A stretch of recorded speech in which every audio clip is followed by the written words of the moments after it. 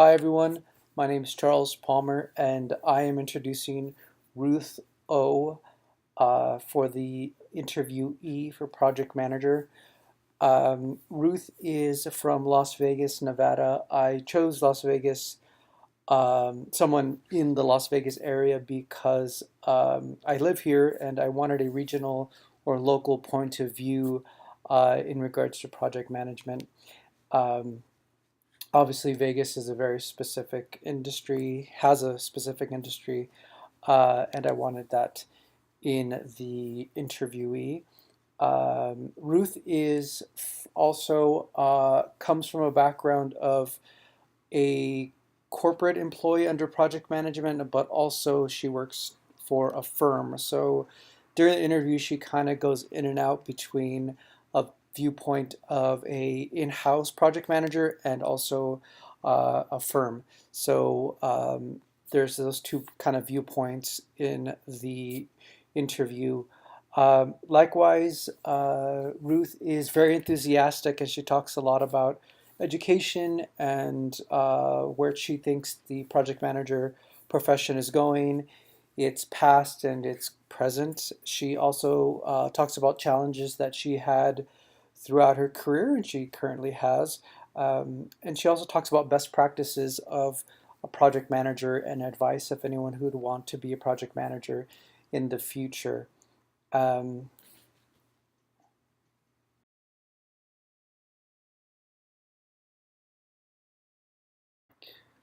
So Ruth's education, she's actually was born in Puerto Rico. So she has her Bachelor's of Science in Accounting through the University of Puerto Rico, but also Bachelor of Science in Technology Information Systems through University of Phoenix.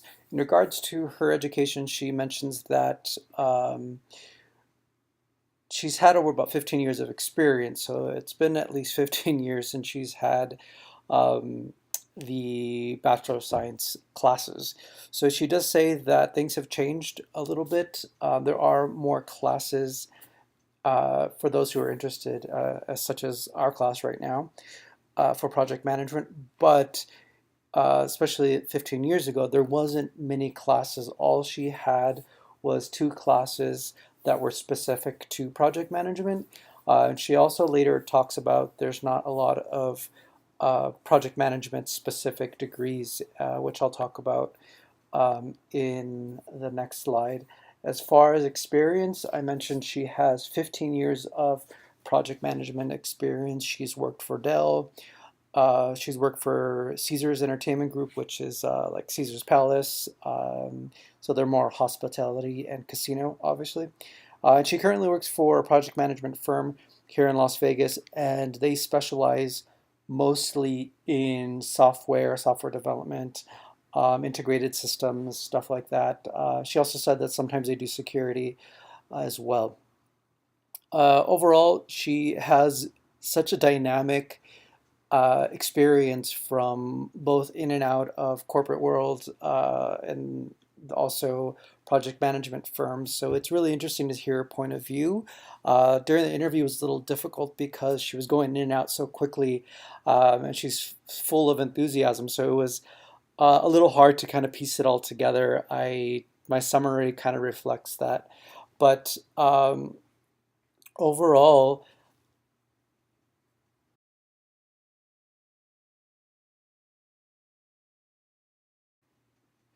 One of the reasons that I picked Ruth was because she does believe in higher education, both informally and formally.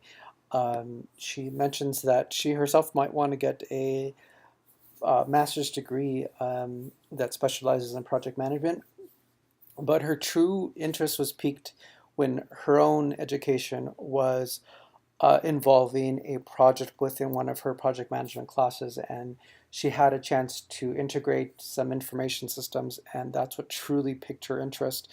Thus, she still has an affinity for formal education, and it's one of the reasons that she wanted to actually do the interview with me, which is I thought was really interesting. She also mentions that for those who don't have time to get their master's, to consider the PMP certifications, which I know our text has talked about that already. She has her own PMP certification through a local project management firm here. She also talks about her own project highlights. She When she worked for Caesars Group, she implemented a internal system. Um, it, Sorry, I'm not in the tech world, but it's something to do with information systems, and I couldn't quite understand exactly what she meant. But I know that it's an interface with every single employee, and when you have 4,000 employees, it was a big deal to her, and still a big deal. She still has this really this excitement that comes through her voice when she talks about it, because she considers that one of her highlights of her career, and she still takes that with her when she does her current job, which is with a firm. But that experience from her past project still comes with her everywhere she goes. Um, Lastly, regarding education and projects, she does say that the current PMP certifications uh, really does give life examples of what it's like to be a project manager, as well as she thinks that those classes that she took, although it was 15 years ago, it did help her at least organize her thoughts and her brain in what project management actually is. She said that project management and the processes are a little different once you're actually in the field. There may not be as pronounced, or maybe you cannot follow them verbatim, the like project flow and those type of things. But she said that it's a good base to have. So that's why for her as a PM professional, it's important to still have the classes, because that base is invaluable.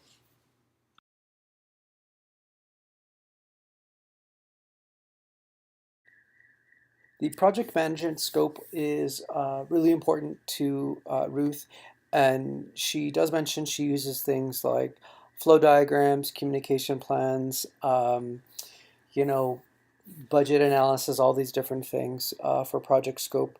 Um, but one thing that she says that it's for her at least is really important is two things. Is first is product the project charter, and she definitely recommends having much as a team buy-in for the charter as possible, because as team members, stakeholders have buy-in, they're more likely to want the project to succeed. So that's important, as well as for business executive. They really want to see the project charter so that they know the parameters of the project outside of what that you or a project manager originally had discussed with these key stakeholders. Secondly, she mentions that if she has time, she would do an analysis of each iteration. So if it's the project scope, she'll have an analysis of what can go wrong. The flow diagrams, again, she'll look at what can possibly go wrong and what are the root causes of these problems. And she says that finding the root problems of issues is important because they tend to bleed over to different aspects of the project. So if you can figure out the main issue in the beginning, where during scope, it's going to save you a lot of time and effort and anguish later on, which uh, takes us to reducing scope creep. She mentions that for her, it's not usually a problem because she's very, very diligent in the beginning, and she's very specific. And if someone is trying to add in work that was not in the scope in the beginning, that she will use the goals and the objectives, and she'll bring them out if she has to, and really share with that person that this is indeed not part of the project. But she says be flexible because that could be a key stakeholder. So be aware that that person could also tell a lot of other people. And if they're if that particular person has a valid point, then you might want to adjust it, but definitely you want to get the buy-in from other executives before you change any of that scope. Uh, the objectives and goals, again, just being really, really clear on what the objectives are, what the goals are, because you can easily use this later on in the project. Especially, she says even the very end when you're evaluating the project, you will still use your objectives and goals. So having a very clear and pronounced and very public, when I mean public is, with amongst your stakeholders and your team, is valuable because they can always look back to see if their work is coherent towards or is meeting the goals and objectives.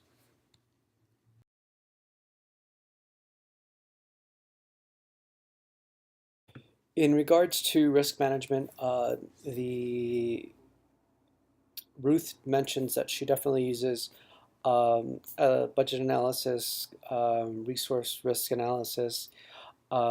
She also talks about project scope analysis that um, integrates risk management, and she talks about two things under risk that I found really interesting.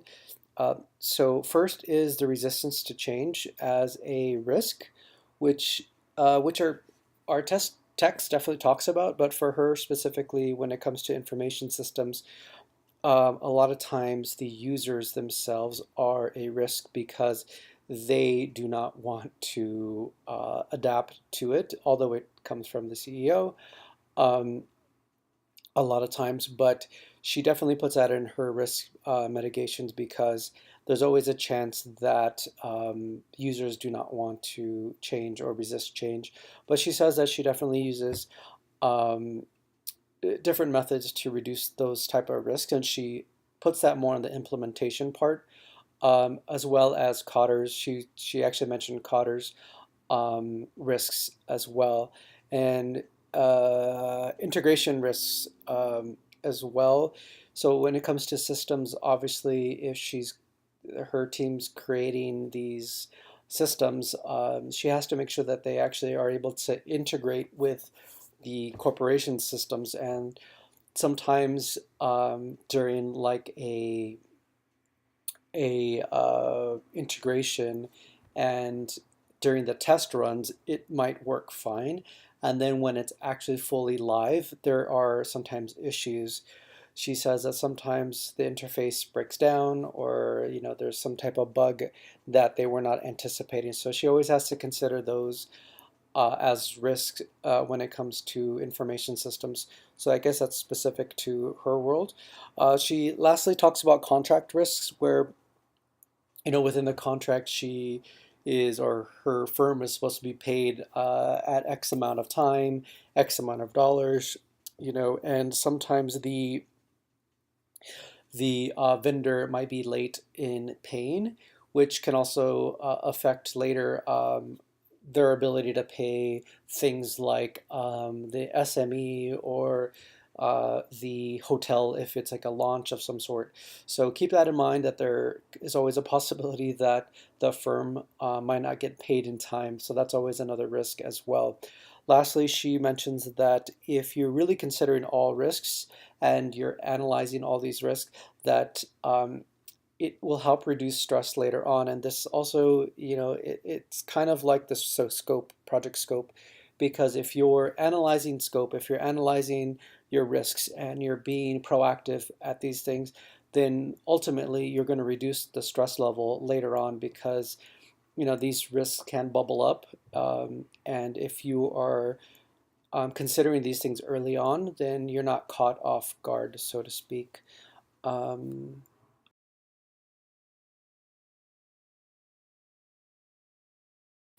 so Ruth talks a lot about best practices of a project manager, and one thing that she kind of ties everything together and helped actually change my own idea of project management is not just systems related. It's not just projects.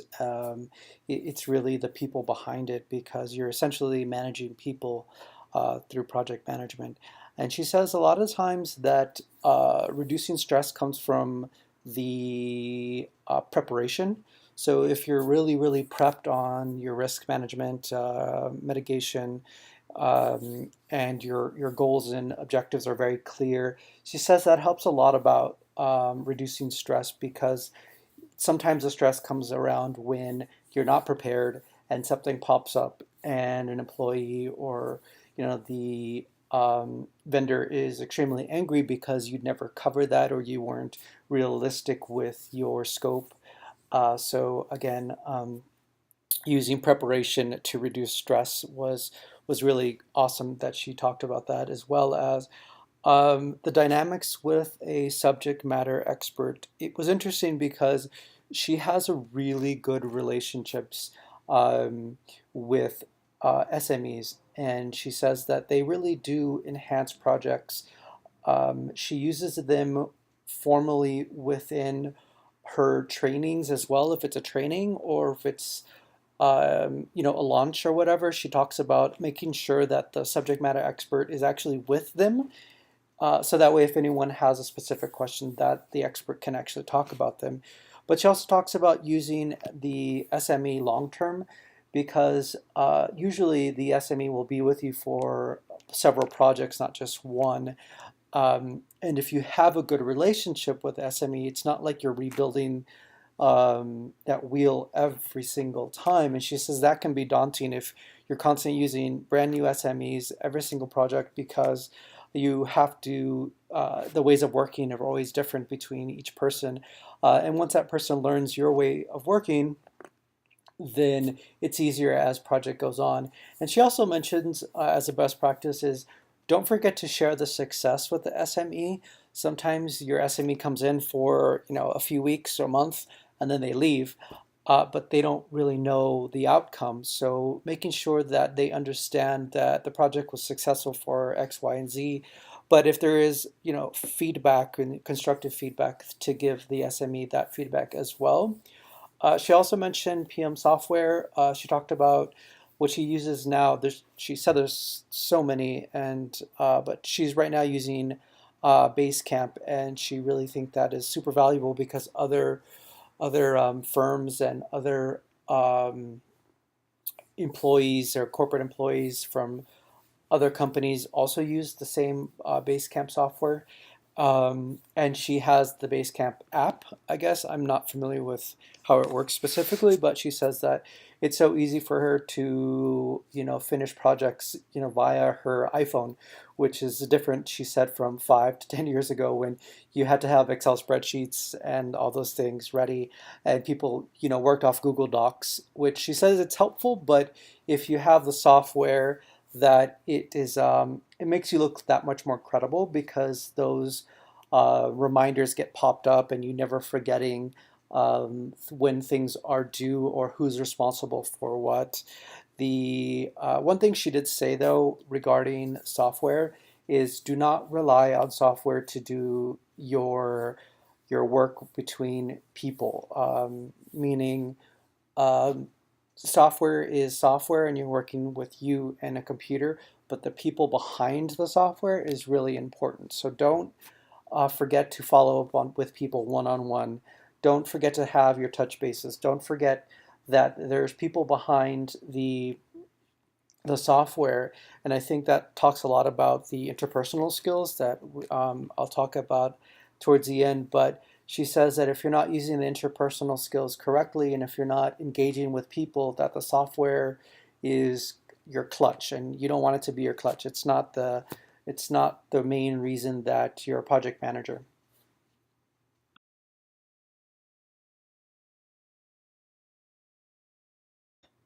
Sorry, I know this is going a little bit longer than I thought, so I'll keep it brief. Uh, the key takeaways that I had was theory versus practice, and what I realized is that having a base knowledge such as using ADDIE or your project scope, those things are invaluable and you should definitely know them as a project manager. But one thing that Ruth says is that sometimes you're so busy and you have maybe multiple projects at once that you might have to adapt to a different way of working. You might have to rely on software a little bit to create your diagrams, and that's all fine, just as long as it's being done, that it is important. But our textbook may use all these fancy words, as she says, but those aren't the words aren't important. It's the fact that you're doing them. And she says that the risk mitigation will take some time.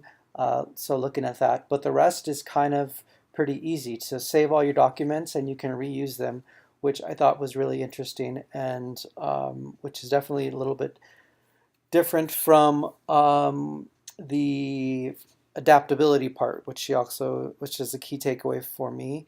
Um, Project managers need to be very adaptable, very flexible. She says that there's so much going on at one time that it's sometimes, if you're too rigid, that you're not able to adapt to the project. Um, and adapting to the project is really key because you're talking to people really. Um, so if you're not able to adapt from project to project, um, that you become stagnant and you become, a one-trick pony, so to speak. And if you're not able to adapt, then you're not growing yourself. And I think she says that as at the end, she was telling me that over the last 15 years, it's not that she did the projects and that was it and that was great, but she also said it brought a lot of, or brings a lot of self-fulfillment as well. So that's part of project management, is making sure that you're fulfilled and that you're happy.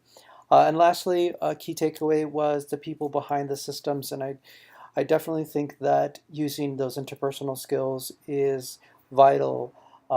Again, project management is more than just systems. It's the people behind them. It's the subject matter experts. It's your client who might be stressed out, but it's up to you to use your interpersonal skills, um, and try and to meet people halfway. And being honest with them is something she also talked about, and his key takeaway is don't sugarcoat things. If something is going to be a challenge, say so right away. A lot of times you might say something in passing and it's not a big deal. You're like, oh yes, of course we can do that. And then later the vendor will come to you and be like, oh, you said it wasn't a big deal. Why isn't this completed? But so in other words, don't underestimate your tasks. Um,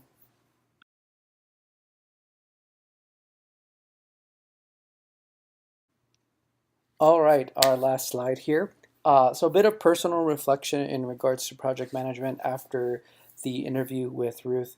Um, Personally, I felt that the interpersonal skills was vital to Ruth's success and will continue to be vital for her success. And likewise, anyone in project management or in industrial design, um, i- interpersonal skills are vital to what we do.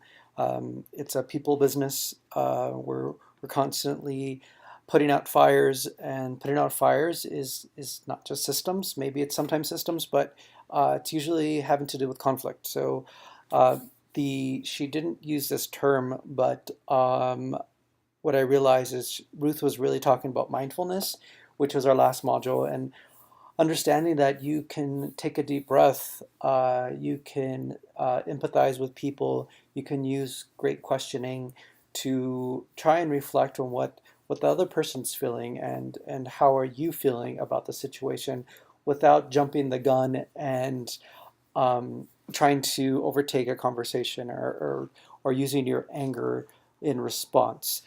So I think that the mindfulness was valuable and will always be valuable in project management.